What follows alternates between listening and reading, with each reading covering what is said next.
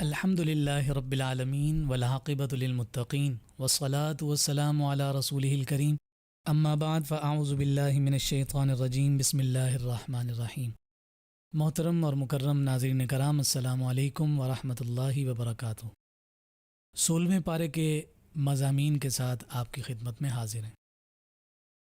آج انشاءاللہ العزیز ہم حضرت موسیٰ علیہ السلام اور جناب خضر علیہ السلام کی ملاقات کے احوال سے اپنی گفتگو کا آغاز کریں گے۔ یہ احوال اور یہ واقعات اور اس ملاقات کا تذکرہ 15ویں پارے کے آخری رکوع سے تقریباً شروع ہوتا ہے اور پھر اس کا تسلسل سورہ کہف کے آخر تک رہتا ہے، اور آگے ہم دیکھیں گے کہ ذوالقرنین بادشاہ کا تذکرہ ہے، اور پھر اس کے بعد آخر میں اللہ رب العزت نے اپنی وحدانیت اور اپنی حمد کا ایک بڑا خوبصورت انداز ذکر فرمایا ہے۔ یہ جو دلچسپ واقعہ جناب موسیٰ علیہ السلام اور خضر علیہ السلام کی ملاقات کا ہے، اس کا پس منظر جب ہم تفسیر کی کتب میں دیکھتے ہیں تو بیان کیا گیا کہ ایک مرتبہ حضرت موسیٰ علیہ نبینا علیہ الصلاۃ والسلام بنی اسرائیل کے اجتماع میں موجود تھے، اور آپ نے وہاں بہت ہی شاندار اور معرکۃ الآراء تقریر فرمائی، اور اس کا اثر اس قدر زیادہ ہوا کہ وہ گفتگو اور تقریر لوگوں کے دلوں میں گھر کر گئی۔ اسی وقت لوگوں نے دریافت کیا کہ آپ کی یہ گفتگو بتاتی ہے کہ آپ بہت بڑے عالم ہیں، تو فرمایا کہ کیا آپ سے بڑا بھی کوئی عالم ہے؟ تو حضرت موسیٰ علیہ الصلاۃ والسلام اللہ کے کلیم تھے، براہ راست رب سے کلام کرتے ہیں، تو انہوں نے جواب میں یہ فرمایا کہ اس وقت میں سب سے بڑا عالم ہوں۔ ہرچند کہ اللہ رب العزت نے جناب موسیٰ کو بہت مقام عطا فرمایا ہے، بہت بڑا رتبہ ہے، بہت بڑی عظمت اور بہت بڑی شان ہے، مگر حضرت موسیٰ کا یہ جواب رب ذوالجلال کی منشا کے مطابق نہ تھا، اس لیے انہیں دنیا کے سب سے بڑے عالم کی جانب رخت سفر باندھنے کا حکم دیا گیا، اور جس کی جانب رخت سفر باندھنے کا حکم دیا گیا اس ذات کو خضر علیہ السلام کہتے ہیں۔ یہ اس کی پروننسیشن جو ہے، اس کا جو تلفظ ہے، خضر بھی ہے اور خضر بھی ہے۔ تو اب حضرت خضر علیہ السلام کی تلاش میں جب جناب موسیٰ نکلے ہیں، تو یہاں پھر یہ بات بھی اللہ رب العزت کی جانب سے ذکر کی گئی تھی کہ میرا وہ بندہ کہ جس کے پاس سب سے زیادہ علم ہے، وہ اس جگہ رہتا ہے کہ جہاں پر مچھلی زندہ ہو کر پانی میں چلی جائے گی۔ یہاں مفسرین نے ذکر کیا ہے کہ جناب خضر علیہ السلام کی ملاقات اور ملنے کا جو مقام اور محل تھا وہ ایسا ہے کہ جہاں مردے زندہ ہوتے ہیں۔ یہاں پھر جب حضرت موسیٰ علیہ السلام اپنے ایک خادم جناب یوشع بن نون کے ساتھ روانہ ہوئے ہیں، تو ایک جگہ آپ نے پڑاؤ ڈالا، تو آپ کو بھوک لگی، تو آپ نے فرمایا کہ جو ہم ناشتہ ساتھ تیار کر کے آئے ہیں وہ ناشتہ لاؤ۔ تو آپ کے خادم یوشع بن نون نے کہا کہ شیطان نے مجھے بھلا دیا کہ فلاں فلاں مقام پر وہ بھنی ہوئی جو مچھلی تھی وہ آپس میں ملی اور وہ زندہ ہو کر پانی میں چلی گئی تھی۔ تو حضرت موسیٰ علیہ السلام نے کہا وہی وہ مقام تھا کہ جہاں خضر ہمیں ملنے تھے۔ پھر واپس پلٹ کر آئے تو اس جگہ پر حضرت خضر علیہ السلام سے ملاقات ہوئی، تعارف کروایا گیا۔ تعارف کروانے کے بعد انہوں نے کہا کہ اللہ رب العزت نے آپ کو جو اسرار و رموز، حکمتیں اور علم عطا فرمایا ہے، میں اس علم کے مظاہر دیکھنا چاہتا ہوں۔ جناب خضر علیہ السلام نے فرمایا کہ آپ میرے ساتھ نہیں ٹھہر سکیں گے، جو اسرار ہیں اور جو باطنی علوم کے مظاہر ہیں آپ انہیں برداشت نہیں کر سکیں گے۔ تو اس موقع پر حضرت موسیٰ نے کہا کہ نہیں، میں آپ سے کوئی سوال نہیں کروں گا، بس کچھ وقت میں آپ کے ساتھ گزاروں گا اور اس علم کے مظاہر میں دیکھنا چاہتا ہوں۔ تو یہ طے ہو گیا۔ طے ہونے کے بعد وہ لوگ ایک سفر پر نکلے، اور اس جب سفر پر روانہ ہوئے تو سب سے پہلا جو واقعہ پیش آیا وہ یہ تھا کہ جب یہ دونوں ایک کشتی میں سوار ہوئے تو حضرت خضر علیہ السلام نے اس کشتی کا ایک تختہ توڑ کر اسے عیب دار کر دیا۔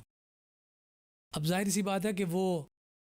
جو بھی وہ کشتی چلاتا ہوگا اس کے لیے ذریعہ معاش تھا، اور عام طور پر یہ کشتیاں چلانے والے وہ غریب اور نادار لوگ ہی ہوتے ہیں۔ تو حضرت موسیٰ علیہ السلام سوال کر بیٹھے کہ یہ آپ نے تو نقصان کر دیا، نہ صرف ان لوگوں کا نقصان کر دیا کہ جو اس کے ذریعے سے غذا حاصل کرتے ہیں، کمائی کرتے ہیں،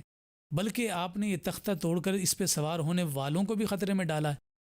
تو حضرت خضر علیہ السلام نے کہا کہ یہ سوال آپ کا بنتا نہیں ہے، میں نے آپ سے پہلے ہی کہا تھا کہ آپ ان حکمتوں پر خاموش نہیں رہ سکیں گے۔ تو حضرت موسیٰ علیہ السلام نے فرمایا کہ نہیں، اب میں نہیں کلام کروں گا، آگے سفر کو جاری رکھا جائے۔ پھر آپ ایک بستی سے گزر رہے تھے تو بستی سے گزرتے ہوئے ایک بچے کو آپ نے کھیلتے ہوئے دیکھا تو آپ نے پکڑ کر اسے مار ڈالا گلا دبا کر۔ حضرت موسیٰ پھر پریشان ہوئے اور متعجب ہوئے کہ یہ کیا معاملہ آپ نے کر دیا، پھر سوال کر بیٹھے۔ فرمایا کہ میں بار بار آپ سے کہہ رہا ہوں کہ آپ ان حکمتوں سے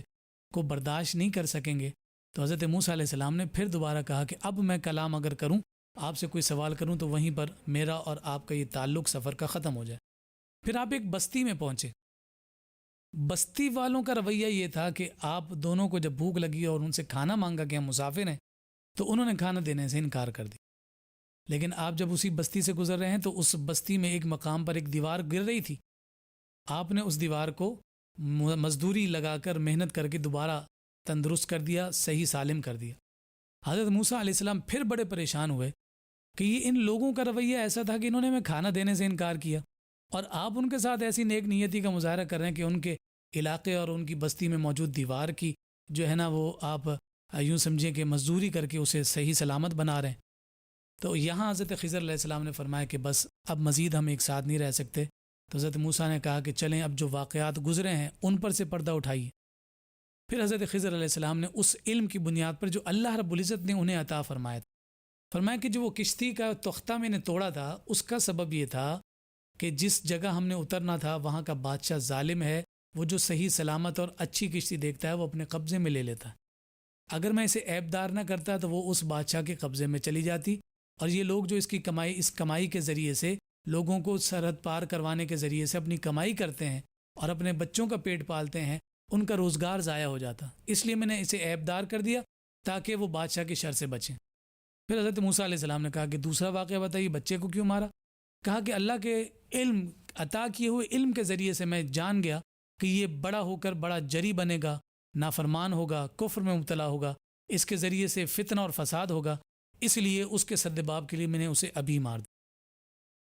کہا کہ اچھا پھر ان لوگوں کی دیوار کیوں سیدھی کی؟ تو کہا کہ اس دیوار کے نیچے ایک خزانہ پوشیدہ ہے، اور وہ خزانہ ایک صالح انسان کا ہے کہ جس کے بچے ابھی چھوٹے ہیں، اور اس نے اس دیوار کے نیچے اسی لیے اسے چھپایا ہے کہ جب وہ بچے بڑے ہو جائیں تو اس خزانے کو حاصل کر لیں اور اس سے منفعت حاصل کریں۔ اور ساتھ کہنے لگے کہ آپ نے دیکھ ہی لیا کہ اس علاقے کے رہنے والوں کا مزاج اور رویہ کیسا ہے، ان کا حسن سلوک کیسا ہے۔ اگر یہ دیوار گر جاتی اور وہ خزانہ نمایاں ہو جاتا تو یہ لوگ تو آپس میں تقسیم کر لیتے اور وہ یتیم بچے محروم رہ جاتے۔ اس لیے میں نے اسے صحیح کر دیا تاکہ جب تک وہ جوان ہوں تب تک یہ دیوار سالم کھڑی رہے، اور پھر اس کے بعد وہ آسانی کے ساتھ اپنی جوانی میں اس خزانے کو حاصل کر کے اس سے نفع حاصل کر لیں۔ یہ تمام واقعہ عرض کرنے کا مقصد یہاں یہ بیان کیا گیا ہے کہ اللہ رب العزت نے کبھی بھی اس بات کو پسند نہیں فرمایا کہ علم کی بنیاد پر کبھی کسی کو تفاخر ملے۔ اور پھر ہم اس کا اظہار اس انداز میں بھی دیکھتے ہیں کہ اللہ رب العزت کی خشیت اور تقوی بڑھتا چلا جاتا ہے جیسے جیسے علم بڑھتا چلا جاتا ہے۔ انما یخشى اللہ من عبادہ العلماء۔ اسی لیے یہ بات بھی بیان کی گئی کہ کسی کے پاس بھی حتمی اور قطعی علم نہیں ہے۔ دنیا میں کوئی کتنا بھی علم حاصل کر لے، اسے اس بات کو ضرور ماننا پڑے گا کہ اس علم سے بھی زیادہ علم والا کوئی روئے زمین پر موجود ہے۔ اور اس کی مثال حضرت موسیٰ کلیم اللہ کے سامنے رکھی گئی کہ حضرت موسیٰ علیہ نبینا علیہ الصلوۃ والسلام جو براہ راست اللہ رب العزت سے رب کے علم کا فیض لیتے ہیں، انہیں بھی یہ باور کرایا گیا کہ کسی جہت سے آپ سے زیادہ علم والا بھی اس دنیا میں بستا ہے۔ اچھا، پھر یہاں سے ایک اور نتیجہ جو ہمارے مفسرین نے اخذ کیا وہ یہ ہے کہ علم کے حصول میں اور علم کے حاصل کرنے میں کبھی بھی پس و پیش کا مظاہرہ نہیں کرنا چاہیے۔ کبھی کبھار ہم ایسا دیکھتے ہیں کہ ہمیں کوئی مسند مل جاتی ہے، ہمیں کوئی منصب مل جاتا ہے، تو اس مسند اور اس منصب کے ملنے کے اعتبار سے ہمارے علم کا حصول رک جاتا ہے کہ اب میں اتنے بڑے مرتبے پر فائز ہو کر کسی سے علم کیسے حاصل کروں۔ تو یہاں قرآن مجید فرقان حمید نے اس واقعے کے ذریعے سے فرمایا کہ تمہیں جتنا بھی بڑا منصب اور مسند مل جائے، مگر اس کے باوجود یہ ممکن ہے کہ علم کی کسی اور جہت اور کسی اور اعتبار سے تم سے زیادہ علم والا بھی اس دنیا میں موجود ہو۔ اس لیے علم کی تگ و دو کو ہمیشہ جاری و ساری رکھنا چاہیے، اور انسان ساری زندگی طالب علم ہی بن کر گزارے، تب ہی وہ علم اسے نفع عطا کرے گا۔ اس واقعے کے بعد پھر وہ جو 3 سوال کیے گئے تھے جس کا ہم نے گزشتہ گفتگو میں ذکر کیا تھا کہ مشرکین مکہ نے اور کفار نے یہ سوال کیے تھے کہ روح کیا ہے، ذوالقرنین بادشاہ کیا ہے، اور اصحاب کہف کے تذکرے کے بارے میں۔ تو یہاں جناب ذوالقرنین کا تذکرہ کیا گیا ہے۔ اللہ رب العزت نے بہت بڑی سلطنت اور بادشاہت انہیں عطا کی تھی، جہاں سے سورج نکلتا تھا، جہاں غروب ہوتا تھا، ان تمام مقامات پر اتنی بڑی زمین پر رب ذوالجلال نے انہیں حکمرانی عطا کی۔ مگر اتنی بڑی سلطنت ہونے کے باوجود حضرت ذوالقرنین کا خاصہ یہ تھا کہ وہ اتنی بڑی بادشاہت کے مالک ہونے کے باوجود وہ اسے اپنی محنت کا نتیجہ نہیں گردانتے تھے، بلکہ وہ اللہ رب العزت کے فضل اور اس کی توفیق کا نتیجہ اور ثمر ہی فرماتے تھے۔ تو ایک مقام سے جب حضرت ذوالقرنین گزرے ہیں تو وہاں ایک قوم کو پریشان حال دیکھا، تو اس پر قوم کی پریشانی کو جب دریافت کیا تو انہوں نے بتایا کہ یہاں کچھ لوگ ایسے بستے ہیں کہ جو بہت زیادہ ہمیں پریشان اور تنگ کرتے ہیں، ان کی وجہ سے ہماری زندگیوں کو بھی خطرہ ہے، ہمارا اناج وہ لے جاتے ہیں، ہماری کھیتیوں کو تباہ و برباد کر دیتے ہیں۔ تو حضرت ذوالقرنین نے ان لوگوں کے شر سے اس قوم کو بچانے کے لیے یہ سد باب فرمایا کہ وہ دیوار کھڑی کی، جسے سد سکندری کہتے ہیں، اس کے لیے آپ نے لوہے اور تانبے کو پگھلوایا اور سیسا پلائی ہوئی دیوار کھڑی کر دی، اور فرمایا کہ جب تک اللہ رب العزت چاہے گا یہ اسی دیوار کے پیچھے ہی رہیں گے۔ یہاں قرب قیامت کی نشانیوں میں بیان کیا گیا ہے کہ وہ لوگ کہ جنہیں اس دیوار کے پیچھے محصور کیا گیا، قید کیا گیا، وہ یاجوج ماجوج کی وہ قوم ہے اور افراد ہیں جو قرب قیامت میں جو ہے وہ وہاں سے نمودار ہوں گے، اور وہ اس دیوار کو توڑ کر باہر آئیں گے، اور وہ پھر زمین پر اس قدر تہلکہ مچائیں گے اور زمین پر اس قدر نقصان کریں گے، اور وہ اس قدر یلغار کریں گے کہ بیان کیا گیا کہ حضرت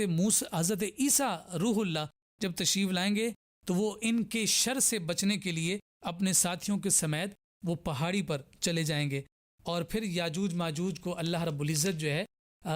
آپس میں ہی باہمی لڑا دے گا، اور جس کے نتیجے میں وہ ایک دوسرے کو ہی مار دیں گے، اور قدرتی آفت کے نتیجے میں وہ لوگ ہلاکت سے دوچار ہو جائیں گے۔ یہاں حضرت ذوالقرنین کے مادی وسائل میں اتنی وسعت ہونے کے باوجود ان کے جو یہ کلمات کا کہنا ہے کہ یہ سارے کی ساری رب ذوالجلال ہی کی جانب سے ہے، تو رب ذوالجلال نے یہاں ان کی تعریف فرمائی اور فرمایا کہ یہی لوگ ہیں جو فلاح پاتے ہیں کہ جو حقیقی طور پر رب ذوالجلال کی طاقت اور قدرت کا اقرار کرتے ہیں۔ اور پھر اللہ رب العزت نے اس سورہ مبارکہ کے آخر میں اپنی حمد، اپنی شان اور اپنی تعریف کا بڑے خوبصورت انداز میں ذکر فرمایا ہے۔ فرمایا قُلْ لَوْ كَانَ الْبَحْرُ مِدَادًا لِكَلِمَاتِ رَبِّي لَنَفِدَ الْبَحْرُ قَبْلَ أَن تَنْفَدَ كَلِمَاتُ رَبِّي وَلَوْ جِئْنَا بِمِثْلِهِ مَدَدًا۔ محبوب ان سے کہہ دیجئے اگر سمندر میرے رب کے کلمات کے لیے سیاہی بن جائیں تو وہ سمندر میرے رب کے کلمات کو ختم ہونے سے پہلے ختم ہو جائیں، یعنی سمندروں میں جتنا پانی ہے وہ سارا سیاہی ہو جائے،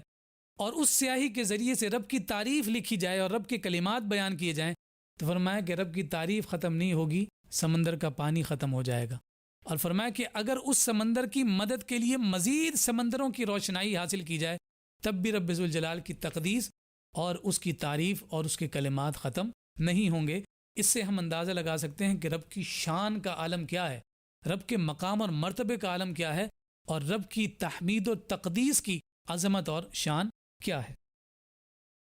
پھر اس کے بعد اگلی سورت سورہ مریم ہے۔ یہ مصحف کی ترتیب کے اعتبار سے 19ویں نمبر پر ہے، اور 44 نمبر پر یہ نزول کے اعتبار سے ہے کہ نزولی جو ترتیب ہے اس میں اس کا نمبر 44واں ہے، 44 نمبر پر یہ نازل ہوئی۔ اس صورت میں اللہ رب العزت نے بطور خاص سیدہ مریم کے واقعے کو ذکر فرمایا ہے، یعنی حضرت عیسیٰ روح اللہ کی ولادت کا تذکرہ کیا ہے، تو اس اعتبار سے اس سورہ مبارکہ کو سورہ مریم کہا گیا۔ اس کی ابتدا میں رب ذوالجلال نے حضرت زکریا علیہ السلام کی اس دعا کو ذکر کیا ہے کہ جو دعا انہوں نے اپنے رب ذوالجلال کی بارگاہ میں مانگی تھی، کہاں مانگی تھی؟ جہاں حضرت مریم علیہ السلام پر جو ہے بغیر موسم کے جو پھل وہاں دیکھتے تھے، جس کا تذکرہ ہم سورہ آل عمران میں اپنی دوسری نشست میں کر کے آئے ہیں، غالباً دوسری یا وہ تیسری نشست ہے کہ جس میں ہم نے اس کا تذکرہ کیا کہ وہاں کھڑے ہو کر انہوں نے دعا مانگی، تو وہ کلمات رب ذوالجلال نے اس سورہ مریم کی ابتدا میں بیان فرمایا کہ اس رقت انگیز دعا میں انہوں نے یہ بات عرض کی تھی کہ میں بوڑھا ہو گیا ہوں، میری ہڈیاں کمزور ہو گئی ہیں، میرے بال سفید ہو گئے ہیں، میری اہلیہ بھی بالکل بانجھ ہو گئی ہے، عمر کے اس حصے میں پہنچ گئی ہے کہ جس حصے میں عام طور پر اولاد نہیں ہوتی، لیکن یہ میں جانتا ہوں کہ تیری قدرت اور تیری طاقت بہت بڑی ہے، تو اپنی اس پاک بندی کے مقام کی برکت سے مجھے بیٹا عطا فرما دے، مجھے ذریت عطا کر دے۔ تو اللہ رب العزت نے پھر اس مقام پر بیٹے کی خوشخبری عطا فرمائی تھی، اور جن کا نام بھی اللہ رب العزت نے خود فرمایا کہ ان کا نام یحییٰ ہوگا۔ یہ پورا تذکرہ جناب زکریا علیہ السلام کا ہم پہلے بھی بیان کر چکے ہیں، یہاں اختصار کے ساتھ بات ذکر کر دی گئی۔ پھر اس کے بعد جب یہ بات لوگوں کے سامنے آئی کہ جناب حضرت زکریا کو اتنی بڑی عمر میں بیٹے کی ولادت کی خوشخبری دی گئی ہے، آپ کی اہلیہ محترمہ حاملہ ہو گئی ہیں، تو لوگ کہتے تھے کہ یہ کیسا عجیب ماجرا ہے۔ تو اللہ رب العزت نے اس سے بھی عجیب و غریب معاملے کی جانب پھر انسان کو متوجہ کیا کہ وہ جو والدین کے توالد و تناسل کے طاقت نہ ہونے کے باوجود رب ذوالجلال یحییٰ جیسی نیک اولاد عطا کر رہا ہے، تو فرمایا کہ توالد و تناسل تو اپنی جگہ رہ گیا، فرمایا کہ ہم اس سے بھی عجیب و غریب ایک ہستی کو دنیا میں بھیج رہے ہیں کہ جس کے والد ہی نہیں ہیں۔ حضرت عیسیٰ روح اللہ کو اللہ رب العزت نے بے باپ دنیا میں پیدا فرمایا۔ پھر حضرت عیسیٰ روح اللہ کی پوری ولادت کا تذکرہ ذکر کیا گیا کہ جب حضرت سیدہ مریم غسل کے ارادے سے تیار ہو رہی تھیں تو اس وقت انسانی شکل میں فرشتہ آپ کے پاس آیا، تو آپ کو دیکھ کر یعنی انہیں وہ انسان سمجھ کر اللہ رب العزت کی پناہ کو طلب کرنے لگیں، تو فرشتے نے کہا کہ میں اللہ رب العزت کی جانب سے مامور ہوں اور پھر آپ کو خوشخبری دے رہا ہوں کہ اللہ رب العزت آپ کو بیٹا عطا کرے گا۔ تو آپ نے فرمایا کہ میری تو اب تک شادی نہیں ہوئی، تو میں کس طرح سے حاملہ ہو سکتی ہوں؟ تو وَنَفَخْتُ فِيهِ مِن رُوحِي فَقَعُوا لَهُ سَاجِدِينَ کا وہ خوبصورت اعلان قرآن مجید فرقان حمید نے فرمایا۔ پھر اس کے بعد وہ حاملہ ہوئیں، آپ اسی پریشانی میں رہتی تھیں کہ جب یہ میرا بیٹا پیدا ہو جائے گا، لوگ میری پاک بازی پر جو ہے وہ سوالیہ اس نشان اٹھائیں گے، میری طہارت پر جو ہے نا حرف اٹھائیں گے، مجھے جو ہے نا یوں سمجھو کہ میری حرمت اور میری عفت اور طہارت پر حرف آئے گا، تو وہ پریشان رہتی تھیں۔ لیکن جب حضرت عیسیٰ روح اللہ کی ولادت ہو گئی، تو ولادت ہونے کے بعد اللہ رب العزت نے جناب عیسیٰ ہی کی زبان سے سیدہ مریم کی کے پاک باز ہونے کا اعلان فرمایا۔ اس کا پورا واقعہ ذکر کیا گیا، یا اخت ہارون ما کان ابوک امرأ سوء وما کانت امک بغیہ، کہ لوگ کہنے لگے کہ اے مریم یہ تو نے کیا کر دیا، تیرے والد تو اتنے نیک تھے کہ جن کا نام عمران تھا، تیری والدہ اتنی نیک خصلت اور نیک عورت تھی، اور تم نے یہ کیا کر دیا؟ تو اس موقع پر انہوں نے کہا فاشارت الیہ قالوا کیف نکلم من کان فی المہد صبیا، کہنے لگیں اشارے کے ذریعے سے کہ میں نے چپ کا روزہ رکھا ہوا ہے، جو تم نے پوچھنا ہے میرے اسی بیٹے سے پوچھو۔ لوگ کہنے لگے کہ یہ تو اس عمر میں ہے کہ اس عمر میں تو کوئی بولتا نہیں ہے، لیکن جب اشارہ ماں کی جانب سے کیا گیا تو سیدنا عیسیٰ روح اللہ نے ماں کی گود ہی سے یہ کلام فرمایا، انی عبد اللہ، میں اللہ کا بندہ ہوں، آتانی الکتاب وجعلنی نبیا وجعلنی مبارکا اینما کنت واوصانی بالصلاۃ والزکاۃ ما دمت حیا۔ وہ تمام تعلیمات ذکر فرمائیں کہ اللہ رب العزت نے مجھے نبوت بھی دی ہے، مجھے کتاب دی ہے، اور مجھے ان چیزوں کا حکم دیا گیا ہے۔ یہاں حضرت عیسیٰ روح اللہ اور اس سے پہلے جناب یحییٰ علیہ السلام کی ولادت کے جو دن ہیں ان کے بارے میں بطور خاص ذکر کیا گیا کہ ان دنوں میں برکتیں ہیں، وسلام علیہ یوم ولد ویوم یموت ویوم یبعث حیا، کہ ان دنوں کو بابرکت قرآن مجید فرقان حمید کے یہ مبارک کلمات کہہ رہے ہیں۔ پھر یہ پورا واقعہ اور پوری کیفیات کو ذکر کرنے کے بعد اللہ رب العزت نے اپنے کلام کا جو سلسلہ گفتگو ہے وہ موڑا ہے جناب ابراہیم خلیل اللہ علیہ الصلاۃ والسلام کی جانب، کہ جہاں انہوں نے اپنے عرفی والد کو بے جان بتوں کی عبادت سے روکا، اور اس روکنے کی بنیاد پر انہوں نے جواب میں انکار کیا، اور بات ماننے سے انکار کرتے ہوئے حضرت ابراہیم خلیل اللہ علیہ السلام کی تبلیغ کو نہ مانا اور جھٹلایا، تو وہ پورا واقعہ یہاں ذکر کیا گیا، اور حضرت ابراہیم خلیل اللہ علیہ نبینا علیہ الصلاۃ والسلام کی صداقت کی گواہی قرآن مجید فرقان حمید نے اس مقام پر دی۔ پھر اس کے بعد اللہ رب العزت نے مختلف انبیاء کرام کا یہاں تذکرہ فرمایا ہے، بطور خاص جناب موسیٰ و ہارون علیہ السلام کی نبوت اور کوہ طور پر اللہ رب العزت سے ہم کلامی کا جو شرف جناب موسیٰ کو ملا تھا اس کا تذکرہ کیا گیا ہے۔ پھر حضرت اسماعیل ذبیح اللہ علیہ نبینا علیہ الصلاۃ والسلام کی نبوت اور رسالت اور ان کی وعدے کی پاسداری اور کس انداز میں وہ اللہ رب العزت کی عبادت کرتے تھے، نماز و زکوٰۃ کا اہتمام کرتے تھے، تو فرمایا کہ اس کا تذکرہ کیا گیا۔ ساتھ ہی حضرت ادریس علیہ السلام کی نبوت کی صداقت کی گواہی قرآن مجید فرقان حمید نے دی۔ ان تمام نبیوں اور رسولوں کا تذکرہ بہت احسن، بہت خوبصورت انداز میں ان کی صفات کو ذکر کرنے کے بعد اللہ رب العزت نے ایک تلخ حقیقت کی جانب اشارہ فرمایا، اور وہ تلخ حقیقت کیا ہے؟ فرمایا فَخَلَفَ مِن بَعْدِهِمْ خَلْفٌ أَضَاعُوا الصَّلَاةَ وَاتَّبَعُوا الشَّهَوَاتِ فَسَوْفَ يَلْقَوْنَ غَيًّا۔ فرمایا کہ یہ اتنی برگزیدہ ہستیاں تو تمہیں نظر آ رہی ہیں، مگر ان کے خلف میں یعنی ان کی اولادوں میں کچھ لوگ ایسے ہیں کہ جو شہوات نفسانی کی پیروی کرتے ہیں اور اپنی نمازوں کو ادا کرنے میں کوتاہی اور سستی برتتے ہیں۔ یہاں آگے ایک آیت ہے جس کا ایک بڑا خوبصورت جملہ ہے، وَإِن مِّنكُمْ إِلَّا وَارِدُهَا۔ فرمایا کہ تم میں سے کوئی شخص نہیں ہے مگر کہ اس پر دوزخ کو پیش کیا جائے گا، یا تم میں سے کوئی ایسا شخص نہیں کہ جو دوزخ کو دیکھے گا یا دوزخ اس پر وارد ہوگی۔ اس پر کلام ہے کہ یہاں یہ کہا جا رہا ہے کہ کوئی بھی ایسا نہیں ہوگا کہ جس کو دوزخ سے نہ گزارا جائے۔ اس کا مطلب تو یہ ہوا کہ نبی رسول تمام دوزخ پر گزارے جائیں گے، تو اس سے کیا مراد ہے؟ تو یہاں پھر مفسرین نے کلام کیا ہے، یہاں ذکر فرمایا ہے کہ اس سے مراد جو قول راجح کے طور پر ذکر کیا جاتا ہے کہ اس سے مراد پل صراط ہے، چونکہ پل صراط جہنم پر بنائی گئی ہے، تو وہاں سے تو ہر ایک نبی نے بھی رسول نے بھی گزرنا ہے کہ وہی رستہ ہے جنت میں جانے کا۔ تو فرمایا کہ اس سے مراد یہ ہے کہ ہر ایک پل صراط سے گزرے گا، اور پھر وہ کیفیات خود حضور علیہ السلام نے فرمائی کہ کوئی انتہائی تیز ہوا کی طرح، ہوا کے جھونکے کی طرح گزر جائے گا، کوئی تیز ترین سواری کی رفتار سے گزر جائے گا، کوئی آہستہ سواری کی رفتار سے گزرے گا، کوئی رینگتے ہوئے گزرے گا، کوئی لڑکھڑاتے ہوئے گزرے گا، کوئی ہانپتے کامتے گزرے گا۔ یہ ساری کیفیات ذکر فرمائیں، تو فرمایا کہ اس سے مراد یہی ہے کہ ہر ایک کو اس پل صراط سے گزرنا ہے۔ بہرحال اس پر مزید کلام بھی کیا جا سکتا ہے، لیکن چونکہ آپ جانتے ہیں کہ وقت کے اختصار کے سبب سے ہم تمام موضوعات اور عنوانات کو سمیٹنے کی کوشش کرتے ہیں۔ اگر اس پر مزید مواد درکار ہو تو میں یہ ریفر کروں گا کہ علامہ غلام رسول سعیدی صاحب کی تبیان القرآن کو اس مقام پر ضرور پڑھا جائے، اور انہوں نے جو مختلف اقوال ذکر کیے ہیں اس سے روشنی حاصل کرنے کی کوشش کی جائے۔ پھر اس کے بعد اس سورہ مبارکہ کا آخر ہے، اور اس میں اللہ رب العزت نے جو شرک کی جو بدعقیدگی ہے اس کی نحوست کو تذکرہ کیا ہے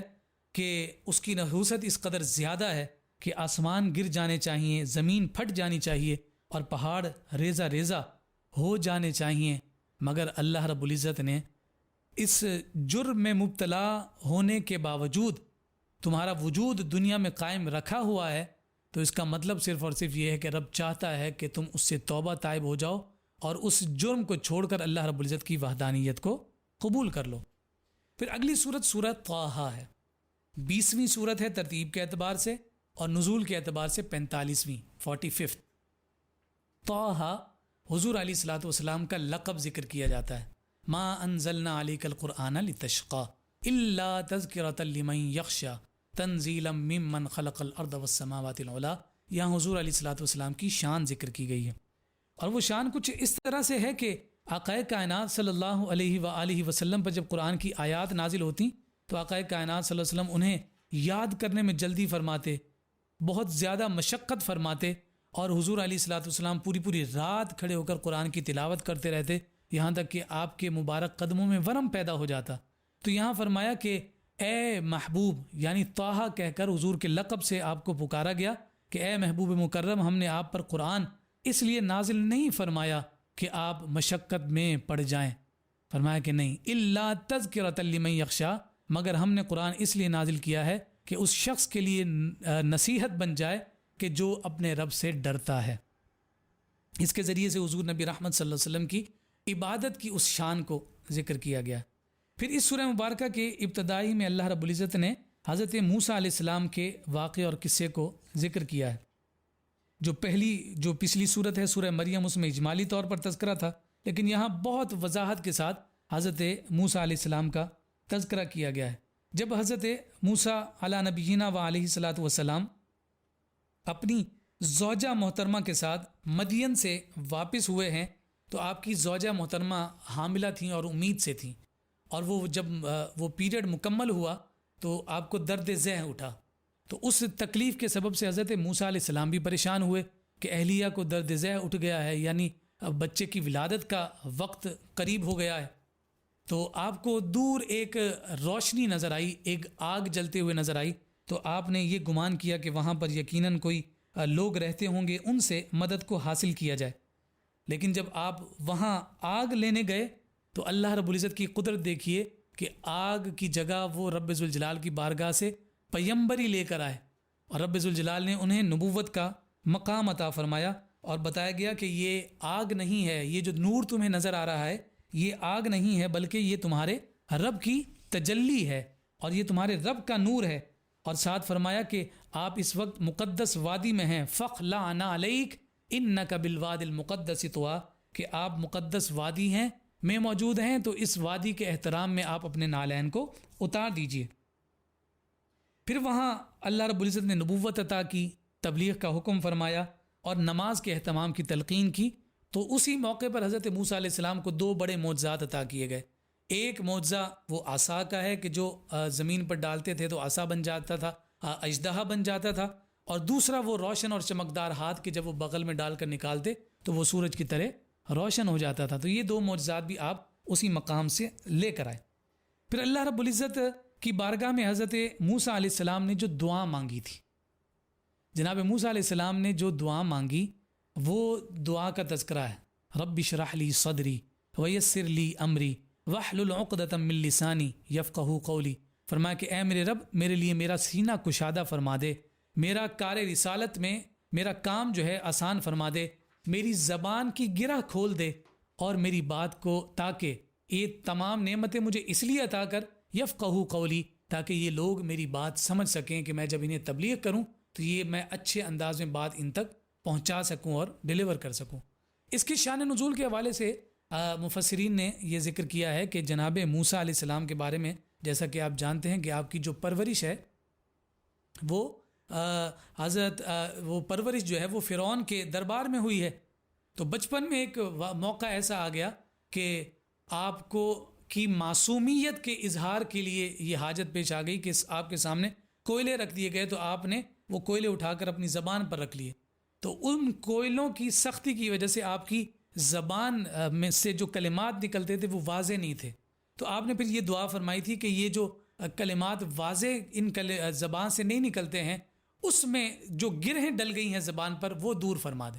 یہ دعا تو در حقیقت جناب موسیٰ کی تھی، مگر اللہ رب العزت نے اس دعا کو رہتی دنیا تک کے مسلمانوں کے لیے باعث خیر و برکت فرمایا۔ اس لیے ہمارے اسلاف نے فرمایا کہ اگر کسی کی زبان میں لکنت ہو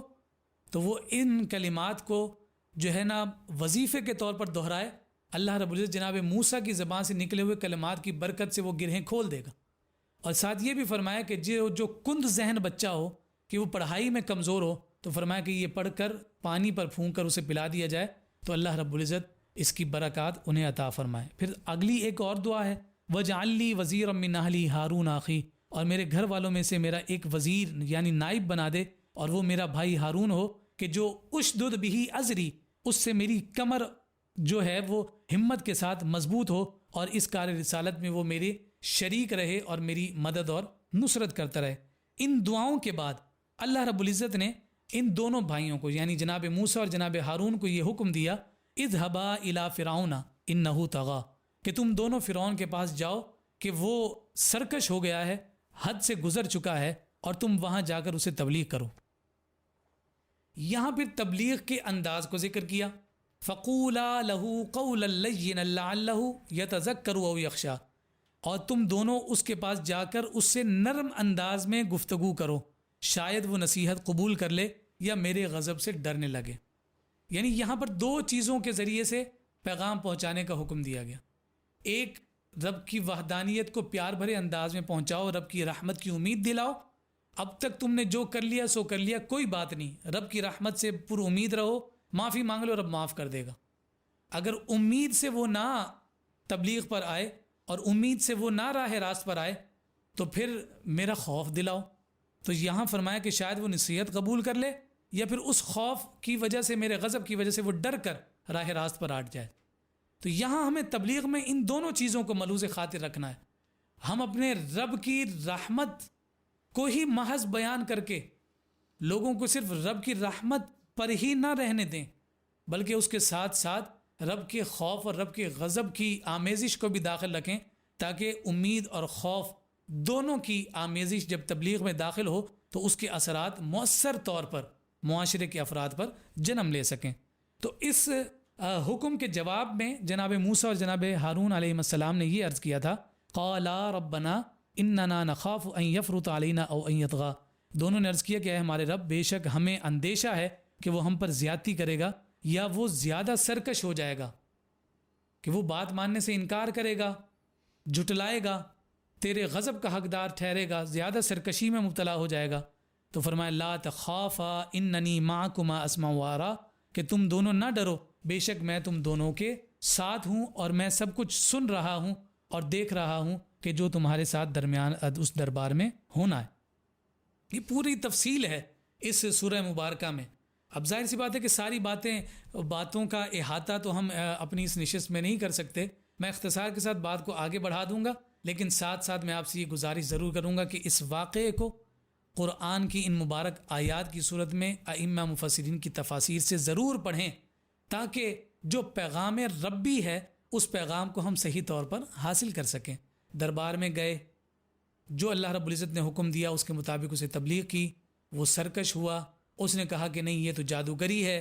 اور اس جادوگری کے نتیجے میں توڑ کے لیے اس نے جادوگروں کو بلایا، کہا کہ بھائی یہ دیکھو، یہ موسیٰ نے اپنے جادو کے زور پر یہ اژدہا زمین پر رکھا ہے، تو ان جادوگروں نے اپنی لاٹھیوں کے ذریعے سے اور رسیوں کے ذریعے سے سانپ بنائے۔ جناب موسیٰ علیہ السلام کے عصا سے بننے والے اژدہے نے وہ تمام لاٹھیوں اور رسیوں سے بنے ہوئے سانپوں کو کھا لیا، جس کے جواب میں وہ جادوگر تو مان گئے کہ یہ جادو نہیں ہے، یہ جادو نہیں ہے، بہرحال یہ معجزہ ہی ہے، وہ ایمان لے کر آ گئے۔ اور پھر اس کے بعد فرعون کی جانب سے دھمکیاں، پھر ان دھمکیوں کو قبول نہ کرنا، اس کے نتیجے میں فرعون کی جانب سے ان جادوگروں پر ظلم اور تشدد، ان کے ہاتھوں کو، ان کے پاؤں کو کاٹا گیا، یہاں تک کہ انہیں شہید کر دیا گیا، لیکن وہ جناب موسیٰ علیہ السلام کے ساتھ کھڑے رہے۔ یہ تذکرہ ہم پہلے بھی کر چکے، یہاں بھی تفصیل اللہ رب العزت نے اس واقعے کو ذکر فرمایا۔ پھر اس کے بعد ہم آگے دیکھتے ہیں کہ حضرت موسیٰ علیہ السلام جب تورات کو لینے کے لیے کوہ طور پر تشریف لے گئے، تو یہ 40 دن کی ڈیوریشن تھی کہ جب وہ اپنی قوم سے جدا ہو کر کوہ طور پر تشریف لے گئے تھے، تو اس وقت وہ اپنا نائب بنا کر جناب ہارون کو اپنی قوم میں چھوڑ گئے تھے۔ اس وقت قوم میں ایک سامری نام کا جادوگر تھا، اس نے لوگوں کو بہکانے اور بھٹکانے کا پورا انتظام اور اہتمام کیا۔ اور انتظام کیا تھا؟ اس نے یہ کہا کہ میرے پاس جبریل کے جس جگہ پر قدم لگے ہیں اس قدم کی جگہ کی میرے پاس مٹی ہے، اور اس مٹی میں اس نے جادو کے زور پر ایسا معاملہ کیا کہ جو فرعونیوں کے زیورات کا سونا اس قوم کے افراد مصر سے لے کر آئے تھے وہ سارا اس نے جمع کیا، اور اس کے ذریعے سے اس نے ایک بچڑا بنایا۔ بچڑا بنانے کے بعد جو اس کے پاس مٹی تھی، اس مٹی کو اس نے گائے کے منہ میں رکھا، بچڑے کے منہ میں رکھا، تو وہ بچڑا جو ہے وہ جگالی کرنے لگا، جیسے جانور جو ہے منہ چلاتا ہے تو اس طرح سے جگالی کرنے لگا اور گائے جیسی آوازیں نکالنے لگا۔ جو سونا اور جواہرات سے وہ یوں سمجھے کہ بت نما جو بچڑا بنایا گیا تھا، اب وہ جب وہ جگالی کرنے لگا، آوازیں آنے لگیں اس کے منہ سے، تو پھر وہ قوم جو حقیقتاً توحید پر قائم تھی جناب موسیٰ علیہ السلام کی تبلیغ کے نتیجہ میں، انہوں نے اسی بچڑے کو پوجنا شروع کر دیا۔ جناب موسیٰ جب 40 دن کے بعد واپس تشریف لائے نا، تو حضرت ہارون علیہ السلام پر بہت سخت ناراض ہوئے کہ آپ نے شاید جو ہے اپنے فرض منصبی کو صحیح طرح ادا نہیں کیا، لیکن آپ نے اپنی ایکسکیوز کو سامنے رکھا کہ میں نے پوری اپنے تئیں ان کے ساتھ کوشش کی ہے، یہ تو میرے جانی دشمن بن گئے اور میں نے اپنی جان بچانے کے لیے خاموشی کو اختیار کر لیا، تو اس عذر کو قبول کیا گیا۔ اور حضرت موسیٰ علیہ السلام اس وقت بہت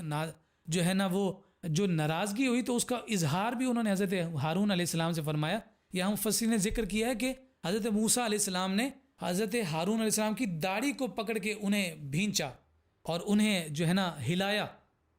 یہاں یہ نتیجہ بھی اخذ کیا گیا کہ یہ انبیاء کی سنت ہے کہ داڑھی اتنی رکھی جائے کہ جو مٹھی میں آئے. آج جو ہمارے احناف کے نزدیک سنت مؤکدہ داڑھی کو کہا جاتا ہے، تو ایک استدلال اس موقع سے بھی ہوتا ہے کہ یہ انبیاء کی سنت ہے اور انبیاء کا ریت اور طریقہ ہے کہ وہ داڑھی اتنی زیادہ تھی کہ حضرت موسیٰ علیہ السلام کے ہاتھ میں آئی. تو اس لیے فرمایا کہ اس سے بھی استدلال ہوتا ہے کہ داڑھی اتنی رکھی جائے کہ جو مشت بھر ہو. بہرحال یہ ایک علیحدہ عنوان ہے. اب میں بات کو آگے بڑھاتا ہوں. حضرت موسیٰ علیہ السلام نے سامری کو بلایا، یعنی جس کی ایما پر اور جس کے شہ دلانے پر یہ لوگ جو ہے نا بت پرستی میں مبتلا ہو گئے تھے، کہ اب تم یہ دیکھنا کہ تم نے جو بت بنا کر معبود بنا کر دنیا والوں کے سامنے رکھا ہے اس کے ساتھ حشر کیا ہوتا ہے. حضرت موسیٰ علیہ السلام نے اس بچڑے کو آگ میں جلا کر راکھ بنا دیا، اور سامری کے لیے آپ نے یہ بد دعا کی کہ اگر کسی سے سامری کا جسم چھو جائے تو بخار میں مبتلا ہو جائے. تو اب وہ سامری اس قدر خوفزدہ ہو گیا کہ جب وہ گھر سے باہر نکلتا تھا تو یہ صدائیں لگاتا تھا، مجھے کوئی ہاتھ نہ لگائے، مجھے کوئی ہاتھ نہ لگائے. اور وہ اسی طرح سے نفسیاتی ہو گیا اور زندگی بھر شور مچاتا رہا اور وہ واصل جہنم ہو گیا. اللہ رب العزت نے یہاں اس بات کو بھی سورہ مبارکہ کے آخر میں اس تفصیل کو ذکر کرنے کے بعد بیان کیا ہے کہ پہلے انبیاء اور تمام اقوام کے جو واقعات رب ذوالجلال سناتا ہے اور بیان کرتا ہے، اس کا سبب صرف اور صرف یہ ہے کہ لوگ کفر اور شرک سے دور ہو جائیں. یہ بات بار بار آ رہی ہے اور میں بار بار اس بات کو عرض کر رہا ہوں کہ شرک ایک ایسا گناہ ہے کہ اللہ رب العزت اس گناہ کو کبھی بھی معاف نہیں فرمائے گا. اللہ رب العزت ہم سب کو شرک کی لعنت سے حفاظت عطا فرمائے اور ایمان کی سلامتی کے ساتھ ہمیں موت عطا فرمائے. پھر اس کے بعد ایک دفعہ پھر جناب سیدہ حوا اور جناب سیدنا آدم علیہم السلام کے واقعے کو ذکر کیا گیا ہے کہ کس طرح سے ان کا مسکن جنت بنایا گیا. انہیں یہ نصیحت اور حکم دیا گیا کہ فلاں درخت کے قریب نہیں جانا. پھر خیر خواہ اور ہمدرد بن کے شیطان کا انہیں وسوسہ دینا، پھر ان کا اس درخت کے پاس جا کر اس کا پھل لینا، اس کے نتیجہ میں اس خطا اجتہادی کے نتیجہ میں ان کے سطر کا کھل جانا، اور پھر درختوں کے پتوں کے ذریعے سے ان کا اپنے شرمگاہوں کو اور اپنے سطر کو چھپانا. یہ پورا واقعہ اللہ رب العزت نے ایک دفعہ پھر ذکر فرمایا ہے، اور ساتھ اس بات کو بھی ذکر کیا کہ یہ جان لو کہ شیطان کبھی بھی تمہارا ہمدرد اور خیر خواہ نہیں ہو سکتا. جس طرح سے اس نے بہکایا اور بھٹکایا تمہارے والد جناب آدم کو، اسی طرح سے وہ کوشش میں لگا رہے گا رہتی دنیا تک کے لیے. لیکن صاحب ایمان کا کام یہ ہے کہ وہ نہ کبھی اسے اپنا ہمدرد مانے، نہ اسے اپنا غم گسار مانے، نہ اسے اپنا مخلص مانے، نہ اسے خیر خواہ تصور کرے، بلکہ جب بھی کوئی وسوسہ آئے تو پھر رب ذوالجلال کی پناہ مانگتے ہوئے کہا جائے اعوذ باللہ من الشیطان الرجیم، کہ کوئی بھی عمل کرتے ہوئے کہ ایسا جب کوئی وسوسہ آئے تو رب ذوالجلال کی پناہ مانگی جائے کہ وہ شیطان مردود سے پناہ عطا فرمائے. پھر ایک دفعہ پھر رب ذوالجلال نے محبوب کائنات صلی اللہ علیہ وآلہ وسلم کی ہمت افزائی فرمائی کہ آپ اپنے کام میں لگے رہیے، اپنی تبلیغ کے امور کو سر انجام دیتے رہیے. ان قریب رب ذوالجلال کی جانب سے آپ پر انعامات کی بارش ہونے والی ہے، اور اس کے ذریعے سے یہ سورہ مبارکہ یعنی سورہ طٰہٰ کا اختتام ہوا. اور رب ذوالجلال نے اس سورہ مبارکہ میں جن واقعات کو بھی تفصیل ذکر فرمایا، ان تفاسیر کو ملحوظ خاطر رکھتے ہوئے کہ جو ہمارے بزرگ ائمہ مفسرین نے بڑی محنت اور عرق ریزی کے ساتھ جو ہے تحریر فرمایا اور امت کو ایک بہت بڑا علم التفسیر کا ذخیرہ عطا فرمایا، ہمیں اس سے استفادہ اور اکتساب کرتے رہنا چاہیے تاکہ ہم قرآن مجید فرقان حمید سے ہدایت کے دروازے کو کھول سکیں اور اس ہدایت کے خوبصورت شہر میں داخل ہو کر اپنی اخروی نجات کا سامان کر سکیں. اللہ رب العزت ہمیں حقیقی طور پر قرآن مجید فرقان حمید کے رشد و ہدایت کا نور عطا فرمائے، اور وہ نور ہمارے قلب و ذہن کی روشنی کا سامان ہو جائے. السلام علیکم ورحمۃ اللہ وبرکاتہ.